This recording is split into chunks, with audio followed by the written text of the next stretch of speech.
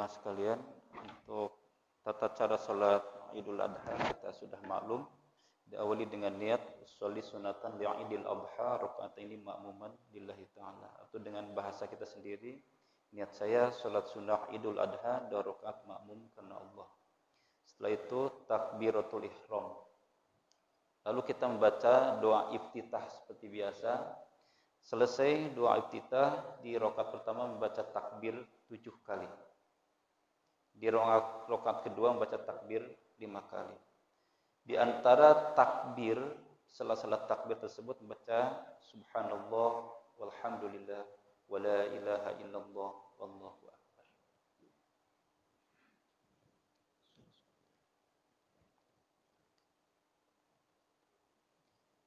Allahu akbar.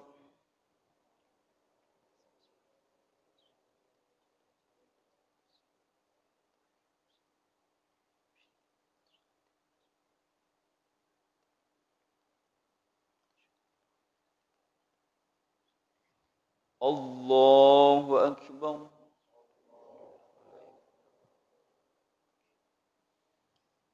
Allahu akbar. Allahu akbar.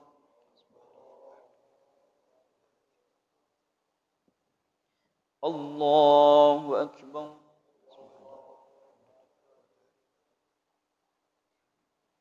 Allahu akbar.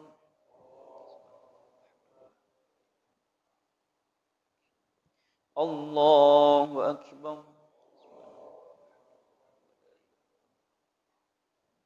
Allahu akbar.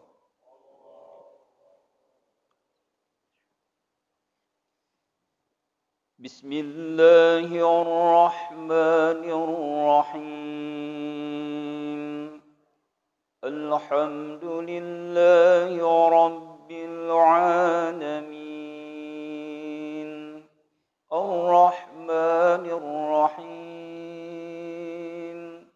Maliki yaumiddin. Iyyaka na'budu wa iyyaka nasta'in. Ihdinas siratal mustaqim. صراط الذين أنعمت عليهم غير المغضوب عليهم ولا الضالين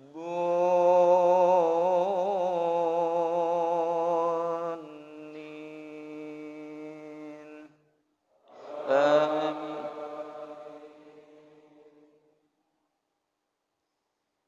بسم الله الرحمن الرحيم. سبح اسم ربك الأعلى الذي خلق فسوى والذي قدر فهدى والذي أخرج المرعى فجعله غثاء أحوى سنقرئك فلا تنسى إلا ما شاء الله إنه يعلم الجهر وما ونيسرك لليسرى فذكر إن نفعت الذكرى سيذكر من يخشى ويتجنبها الأشقى الذي يصلى النار الكبرى ثم لا يموت فيها ولا يحيا قد أفلح من تزكى وذكر اسم ربه فصلى بل تؤثرون الحياة الدنيا والآخرة خير وأبقى إن هذا لفي الصحف الأولى صحف إبراهيم وموسى. الله أكبر.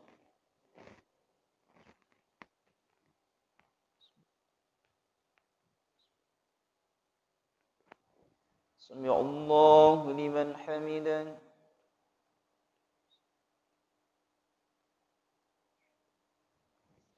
الله أكبر.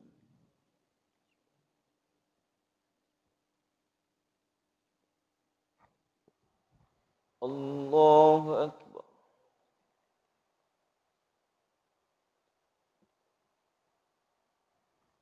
الله أكبر.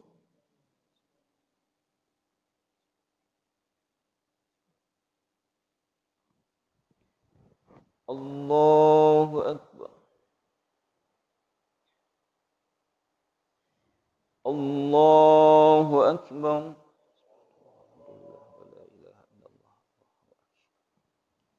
الله أكبر. الله أكبر. الله أكبر. الله أكبر.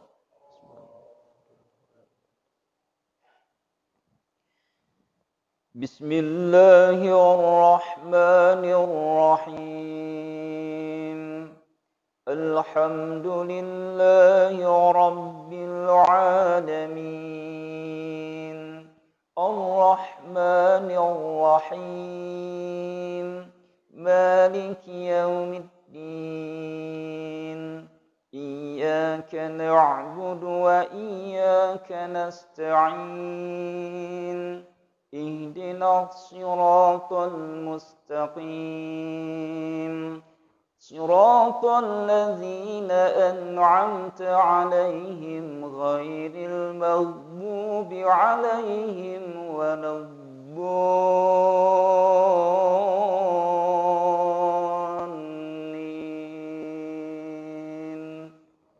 آمين. بسم الله الرحمن الرحيم. هل أتاك حديث الغاشية؟ وجوه يومئذ خاشعة عاملة ناصبة تصلى نارا حامية تسقى من عين آنية ليس إلا من ضريع لا يسمن ولا يغني من جوع.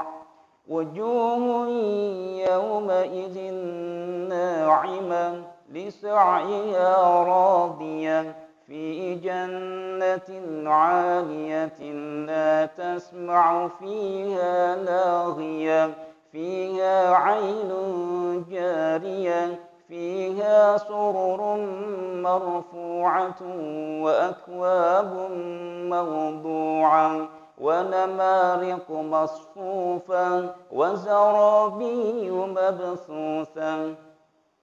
أفلا ينظرون إلى الإبل كيف خلقت كيف رفعت وإلى الجبال كيف نصبت وإلى الأرض كيف سطحت. فذكر إنما أنت مذكر لست عليهم بمسيطر إلا من تولى وكفر فيعذبه الله العذاب الأكبر. إن إلينا إيابهم ثم إن علينا حسابهم. الله أكبر.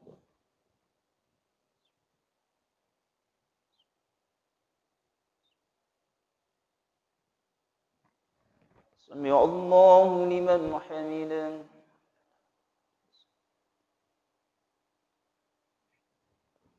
الله أكبر.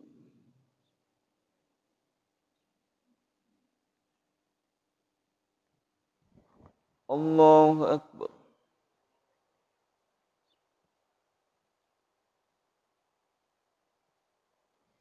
الله أكبر.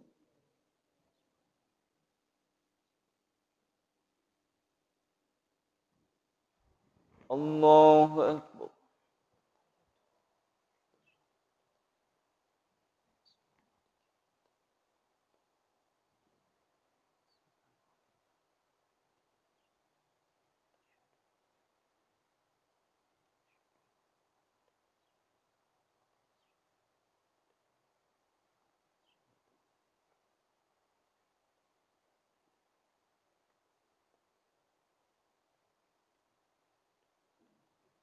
السلام عليكم ورحمة الله وبركاته.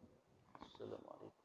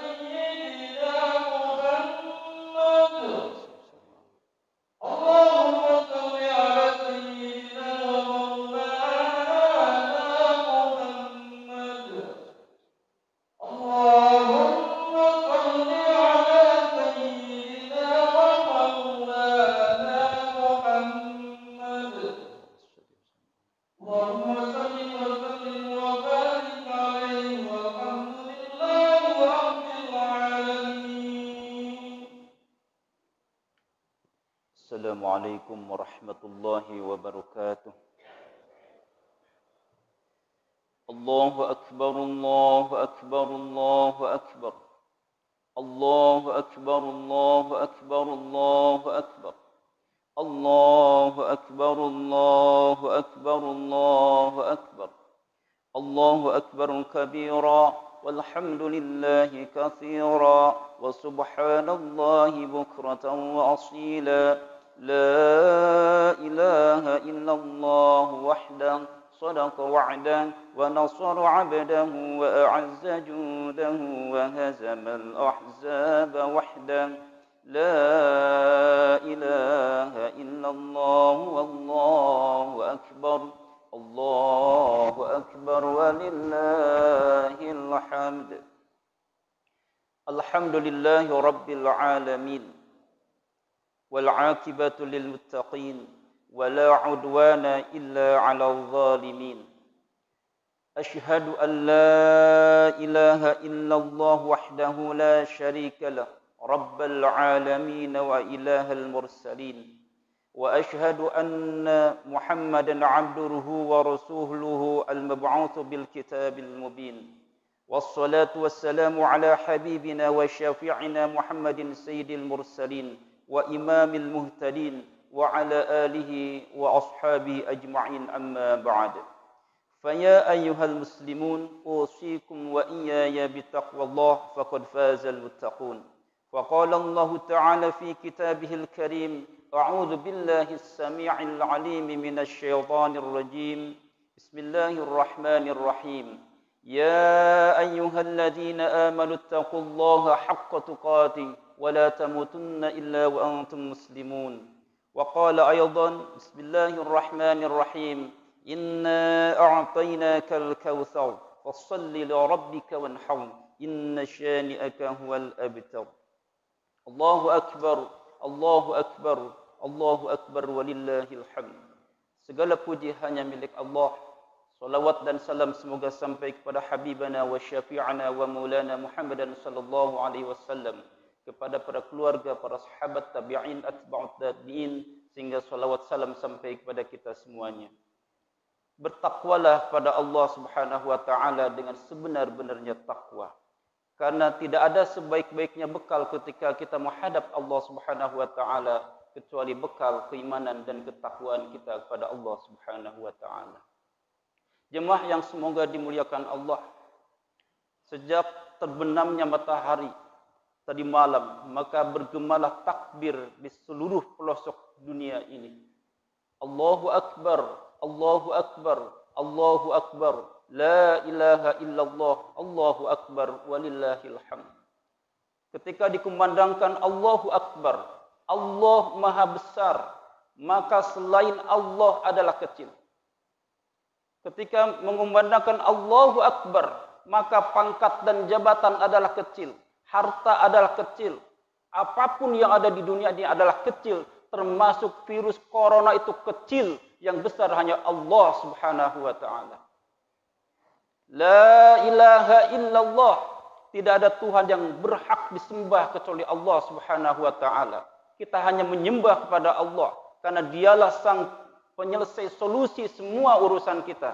Hanya Allah lah yang berhak untuk kita mintai pertolongannya. Walillahil hamd, dan semua puja-puji hanya milik Allah Subhanahu wa taala.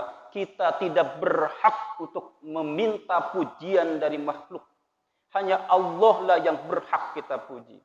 Jemaah yang semoga dimuliakan Allah. Alhamdulillah, pada pagi hari ini kita bisa bersua, kita bisa berjumpa dalam rangka melaksanakan salah satu ibadah kita kepada Allah Subhanahu wa taala. Selesai salat sunnah Idul Adha dan dilanjutkan dengan khutbah yang insya-Allah nanti setelah ini kita akan melaksanakan pemotongan hewan kurban. Jemaah yang semoga dimuliakan Allah. Umur ibadah kurban adalah sebuah sejarah manusia itu sendiri. Berkurban sejatinya merupakan fitrah manusia yang bersumber dari perintah Allah Subhanahu wa taala dan tidak boleh didasari karena hawa nafsu. Qabil dan Habil diperintahkan untuk berkurban. Ada kurban yang diterima, ada pula yang tidak, dan ternyata yang diterima adalah hanya kurbannya Habil.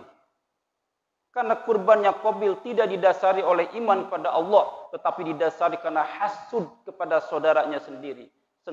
Sementara kurbannya Habil diterima oleh Allah Subhanahu wa taala karena betul-betul ikhlas karena Allah, melaksanakan perintah Allah Subhanahu wa taala dan berkurban dengan kambing yang sebaik-baiknya kambing.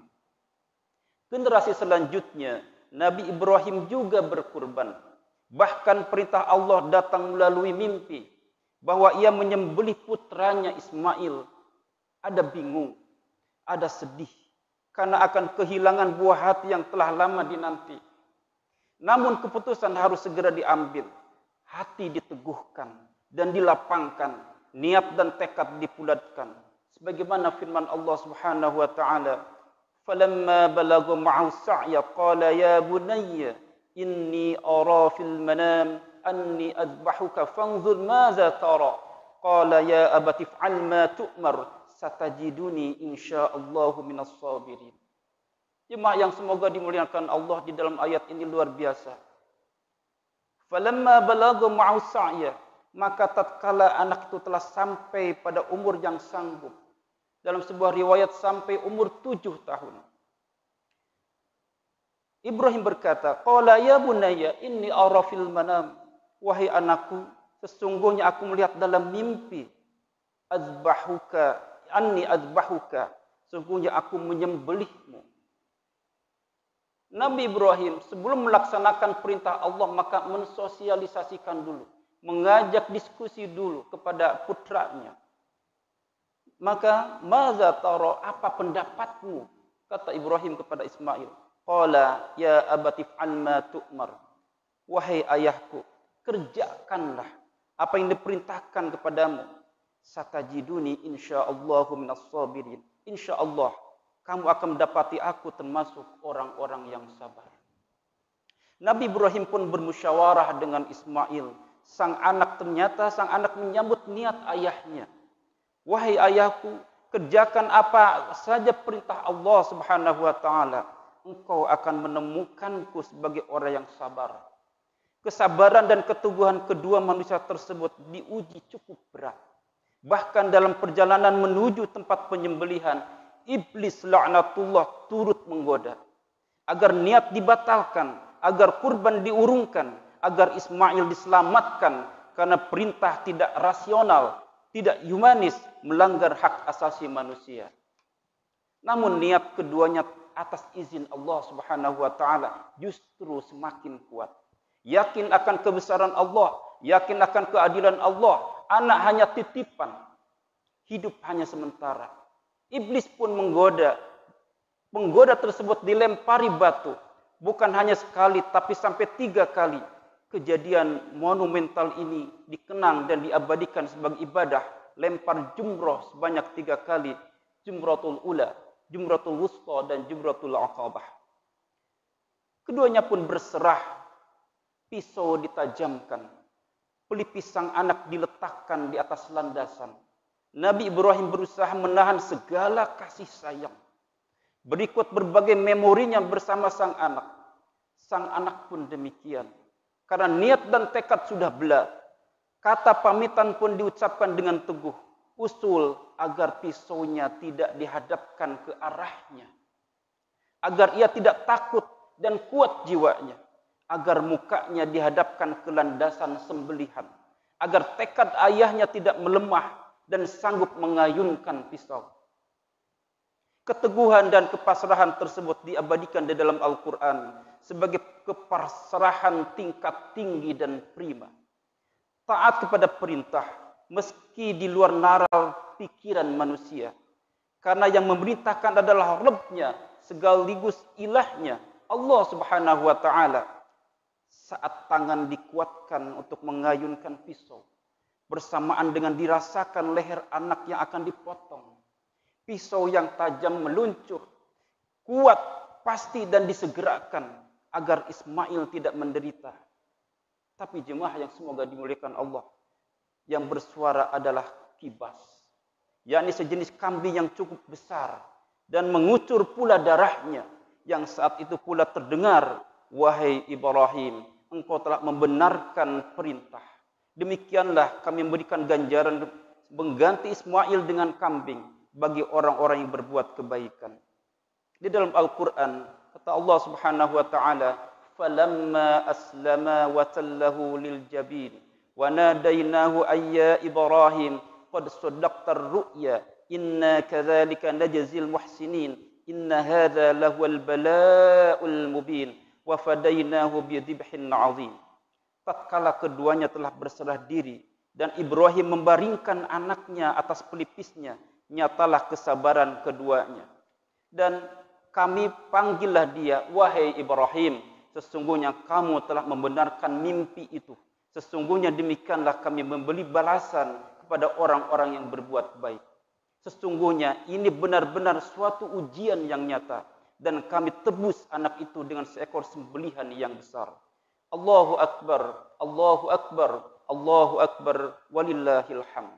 Jemaah yang semoga dimuliakan Allah, Selanjutnya Nabi kita, Nabi besar Muhammad sallallahu alaihi wasallam pun mencontohkan kepada kita semuanya.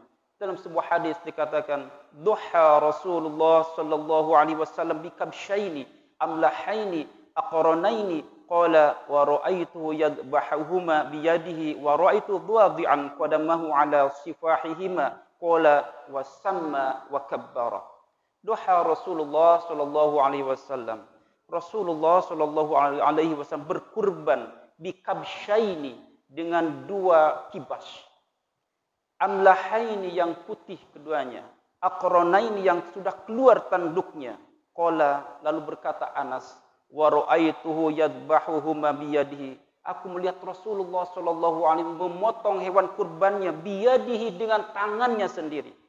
Wa ra'aituhu wadi'an qadamahu ala sifahihima. Lalu aku melihat Rasulullah sallallahu alaihi wasallam meletakkan kakinya di pangkal lehernya. Qala, lalu Rasulullah mengucapkan wasamma wa kabbara bismillahirrahmanirrahim dan bertakbir. Jemaah yang semoga dimuliakan Allah Subhanahu wa taala. Perintah kurban pun tertera di dalam surah Al-Kautsar. Inna a'tainakal kautsar. Sesungguhnya kami telah memberikan Al-Kautsar. Ada yang menafsirkan Al-Kautsar adalah telaga yang nanti insya Allah mudah-mudahan kita bisa meminumnya. Al-Kautsar adalah nikmat yang banyak. Dikarenakan Allah telah melimpahkan nikmatnya yang banyak kepada kita. Fasalli li rabbika. Maka solatlah kalian. Wanhar, dan berkurbanlah. Jemaah yang semoga dimuliakan Allah. Lihatlah betapa perintah kurban disandingkan dengan perintah solat. Solat adalah sarana untuk mendekatkan diri kita kepada Allah Subhanahu wa taala. Maka kurban pun berasal dari kata qaruba, dekat. Artinya mendekatkan diri kepada Allah Subhanahu wa taala. Maka jemaah yang semoga dimuliakan Allah, bagi kita yang merasa diri dekat dengan Allah, bagi yang kita merasa selama ini telah mendapatkan limpahan nikmat yang begitu sempurna dari Allah Subhanahu wa taala, mari kita sama-sama berkurban mulai hari ini dan sampai 3 hari ke depan. Jemaah yang semoga dimuliakan Allah, karena sesungguhnya Allah tidak membutuhkan daging kurbannya. Allah tidak membutuhkan tulang dan darahnya. Tetapi yang Allah lihat adalah sejauh mana ketakwaan kita kepada Allah Subhanahu wa taala. Berkurban dengan sebagian harta adalah bentuk realisasi ketakwaan kita kepada Allah Subhanahu wa taala. Semoga Allah Subhanahu wa taala memberikan keringanan kepada kita untuk melaksanakan seluruh ibadah, dan semoga Allah memberikan kekuatan kepada kita, pertolongan kepada kita sehingga bisa wafat menghadap Allah Subhanahu wa taala dengan husnul khatimah. Ja'alana Allah wa iyyakum wa minas su'ada'il maqbulin wa adkhalana wa iyyakum fi zumrati ibadihil muttaqin. Qala ta'ala fil Qur'anil 'azim, a'udzu billahi as-sami'il 'alim minasy syaithanir rajim. Bismillahirrahmanirrahim. Qul innama ana basharun mithlukum yuha ilayya annama ilahukum ilahu wahid. فمن كان يرجو لقاء ربه فليعمل عملا صالحا ولا يشرك بعبادة ربه أحدا. بارك الله لي ولكم في القرآن العظيم ونفعني وإياكم بما فيه من الآيات والذكر الحكيم وتقبل مني ومنكم تلاوته إنه هو السميع العليم. أقول قولي هذا فاستغفر الله العظيم إنه هو الغفور الرحيم. الله أكبر الله أكبر الله أكبر Allahu akbar, Allahu akbar, Allahu akbar, Allahu akbar. Allahu akbar kabira, walhamdulillahi katsira, wa subhanallahi bukratan wa asila. La ilaha illallah wallahu akbar, Allahu akbar walillahil hamd. Alhamdulillahilladzi amarna an nusliha ma'ishatana linailir ridha was sa'adah wa naquma bil wajibati fi ibadati wat taqwa. أشهد أن لا إله إلا الله وحده لا شريك له وأشهد أن سيدنا محمدا عبده ورسوله. اللهم صل وسلم وبارك على سيدنا محمد وعلى آله وأصحابه وسلم تسليما كثيرا. أما بعد، فيا أيها الناس اتقوا الله حق تقاته ولا تموتن إلا وأنتم مسلمون. اللهم صل على سيدنا محمد وعلى آل سيدنا محمد وارض عنا معهم برحمتك يا أرحم الراحمين. اللهم اغفر لنا ولوالدينا وارحمهم كما ربونا صغارا. اللهم اغفر للمسلمين والمسلمات والمؤمنين والمؤمنات الأحياء منهم والأموات إنك سميع قريب مجيب دعوات ويا قاضي الحاجات ربنا اغفر لنا ولإخواننا الذين سبقونا بالإيمان ولا تجعل في قلوبنا غلا للذين آمنوا ربنا إنك رؤوف رحيم اللهم انصرنا فإنك خير الناصرين وافتح لنا فإنك خير الفاتحين واغفر لنا فإنك خير الغافرين وارحمنا فإنك خير الراحمين وارزقنا فإنك خير الرازقين واهدنا ونجنا من القوم الظالمين والكافرين اللهم ادفع عنا الغلاء والوباء والفحشاء والربا والزنا والزلازل والمحن وسوء الفتن ما ظهر منها وما بطن عن بلدنا هذا خاصة وعن سائر البلدان المسلمين عامة إنك على كل شيء قدير اللهم أهلك الكفرة والمشركين اللهم عليك باليهود المعتدين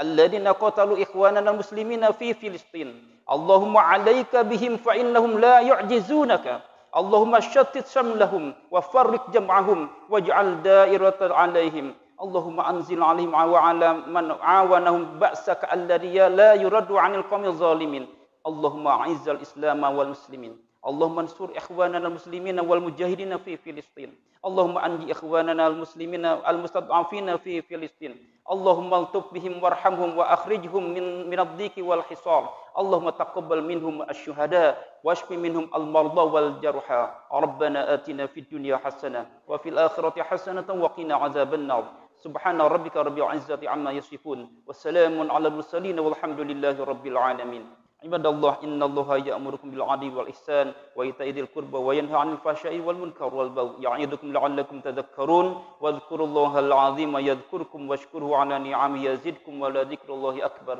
والسلام عليكم ورحمة الله وبركاته